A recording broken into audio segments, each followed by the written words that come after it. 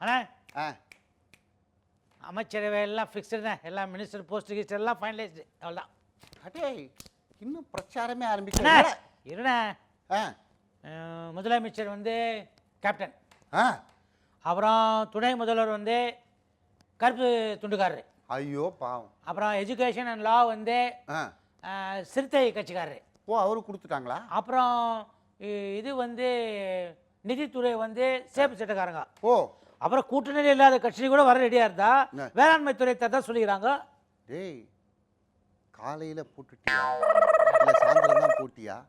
டேய் என்னடா இப்பதான் பிரச்சாரத்துக்கு எல்லாம் கிளம்பி போயிட்டு இருக்காங்க, நீ என்னடான்னா? இல்லைண்ணா, கேப்டனோட மச்சன் இருக்கிறாருல்ல, ஆமா, அவரு வந்து ஆல்ரெடி டிசைட் பண்ணி இது வந்து அனௌன்ஸ் பண்ணிக்கிறாரு.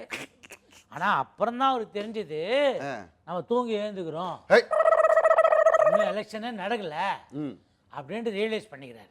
டேய் அவங்களுக்கு என்ன ஆச்சுன்னே தெரியலடா. காலையில் ஒன்று பேசுகிறாங்க, சாயந்தரம் ஒன்று பேசுகிறாங்க. முதல்ல அப்படித்தான் இந்த பேரில் குழப்பம் வந்து. இப்போ கேப்டனோட மச்சினை சொல்லியிருக்கிறத கருப்பு துண்டுக்கார் கடுமையாக மறுத்திருக்காரு. அப்படியா? ஆமாம், அது தெரியாது எனக்கு. அவர் 23 வருஷமாக தனியாக கட்சி நடத்தியிருக்காரு. 18 வருஷமாக பாராளுமன்றத்தில் கம்பீரமாக முழங்கினவர். அவருக்கு போய் துணை முதல்வர்னு வேணாம் வேணாம், அதெல்லாம் சும்மா, அது அவரோட ஆசை, எனக்கு அந்த மாதிரி ஆசைலாம் இல்லை அப்படின்னு மாற்றி சொல்லியிருக்காங்க. இவங்க எப்போ பார்த்தாலும் மாற்றி மாற்றி பேசுகிறாங்களே, இவங்கள நம்ப முடியாது அப்படின்னு நான் சொல்லலை, ஊருக்குள்ளே பேசிக்கிறாங்க. இதை விட முக்கியமான விஷயம் என்னன்னா, கேப்டன் மனைவி அவங்களுக்கு அதான் நேற்று சொன்னோமே, அது அவங்க புரட்சி தலைவரை பற்றி பேசுன விஷயம். புரட்சி தலைவரை பற்றி பேசினது ஒன்று, இன்னைக்கு புரட்சி கலைஞரை பற்றியே பேசியிருக்காங்க. சட்டசபையில் ஏதோ நடந்தது, அப்போ இவர் வந்து ஆவேசமாக கை நீட்டி எல்லாம் பண்ணாரு அப்படின்னு இருந்தது. இப்போ இவங்களே வாக்கு மூலமா என்ன பண்ணாரு கேப்டனு, யோ அப்படின்னு அமைச்சரையே பேர் சொல்லி உட்காரியா நான் பேசுறேன். அது நீங்க எல்லாம் அதே திருப்பி திருப்பி சொல்லாதீங்கண்ணே. அவர் சினிமாவில் நடிச்சுட்டு போனவர், சட்டசபைக்கு புதுசு அவர் டக்குன்னு யாராவது எதிர்த்து பேசுறாரு, சினிமா ஷூட்டிங்கில் அவர் எதிர்த்த ஒரு ஆனந்த்ராஜோ இல்லை கசன் கானோ வில்லனுங்க அந்த பாகிஸ்தான் தீவிரவாதிய கேரக்டர் நடிகர்ல அந்த மாதிரி நினச்சி ஏய் உட்காரு அப்படின்னு பழகிட்டாருன்னா அது கொஞ்ச நாள் சரியாயிடும். அதெல்லாம் கொஞ்ச நாள்ல சரியாயிடும். ஆனால் அதை ஏன் இப்போ இவங்க பேசணும் அப்படின்னு நான் கேட்கல.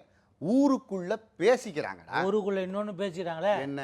கர்ம வீரர் காமராஜர் பற்றி கூட ஏதோ சொன்னாங்க பொழுது. ஆமாம், இவங்க எதுக்கு புரட்சி தலைவர் காமராஜர் போன்ற பெருந்தலைவர்களெல்லாம் தான் பேச்சில் இழுத்து அதுக்கப்புறம் மறுபடியும் வந்து நான் அப்படி சொல்ல, ஏற்கனவே என்ன சொன்னாங்க, ஓட்டுக்கு 1 லட்சம் வாங்குன்னு சொல்லிட்டு நான் அப்படி சொல்லலை இப்படி சொன்னேன்னாங்க. இதே மாதிரி தான் புரட்சி தலைவரை பற்றி பெருந்தலைவரை பற்றி தவறாக பேசிட்டு அதுக்கப்புறம் மன்னிப்பு கேட்டுட்ருக்காங்க.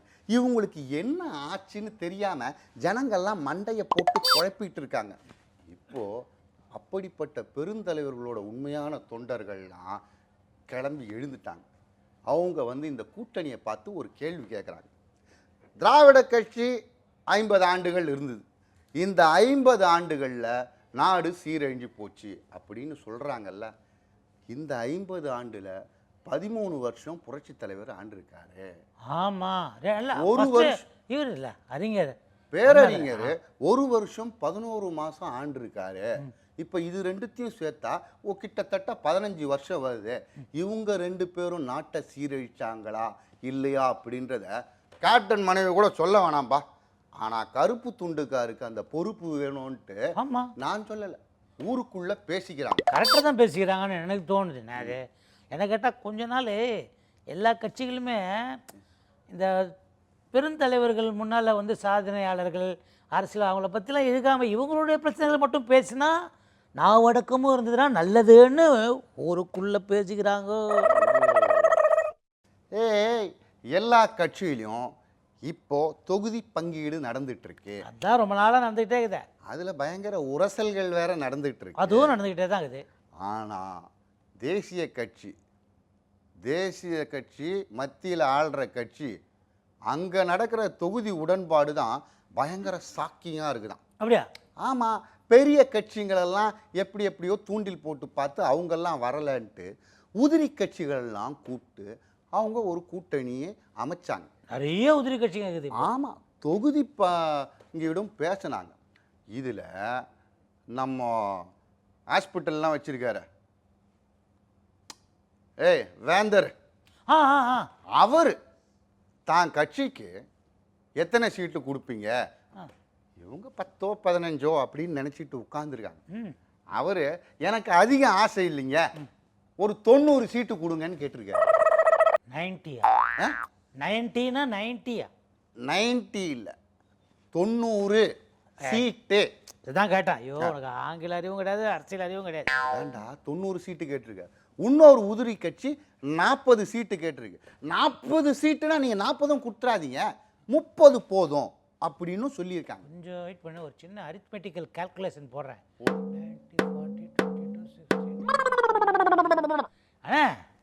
இப்போ அந்த இதர கட்சிகள் கூட்டணி கட்சிகளுக்கான சீட்டையும் அலோகேட் பண்ணி இவங்களுக்கும் சீட்டுனா மொத்தம் 430 தொகுதி ஓடுவேன்.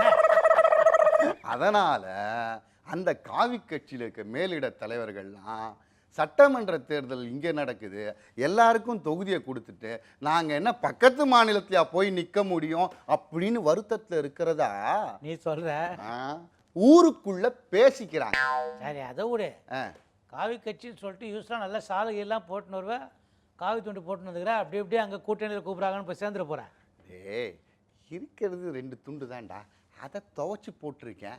இது நமக்கு தெரிஞ்ச ஃப்ரெண்டு, இதை எடுத்து மாட்டிக்கிட்டு வந்துட்டேன். ஆனால் ஒன்று, இப்போ இந்த கட்சி இவ்வளோ சீட்டு கேட்குறாங்க, அந்த கட்சி இவ்வளோ சீட்டு கேட்குறாங்கன்னு சொல்கிறே தவிர உனக்கு அந்த உரிமை கிடையவே கிடையாது. அதை பற்றி பேசுகிறதுக்கு யாருக்கும் அருகதையும் கிடையாது, எதுவும் கிடையாது. ஏன்னா இவங்கெல்லாம் மாமனிதர் அப்துல் கலாத்துடைய வார்த்தையை அருமையாக ஃபாலோ பண்ணுறாங்க.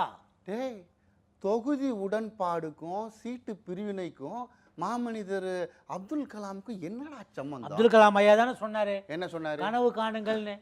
கனவு காணுற உரிமை எல்லாருக்கும் இருக்குது, யார் வேணா கனவு காணலாம், அதுல என்ன தப்புக்குது? அதெல்லாம் பத்தி நீ பேசாத.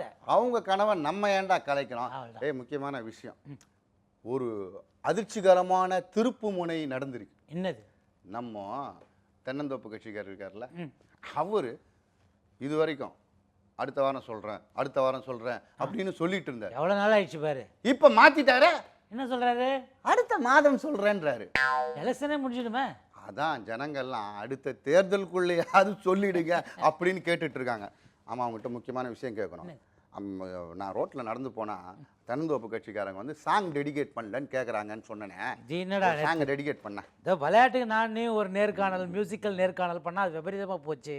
பார்க்லையும் போட்டு பிச்சு பிடுங்குறாங்க. இப்போ என்ன பார்ட்டிக்கு நீ சாங் டெடிகேட் பண்ணோம்? தென்னந்தோப்பு கட்சி. அவள் தானே. ரெடி. அங்கும் இங்கும் பாதை உண்டு, ஓஹோ, இன்று நீ எந்த பக்கம், அவருக்கே தெரியலையாம.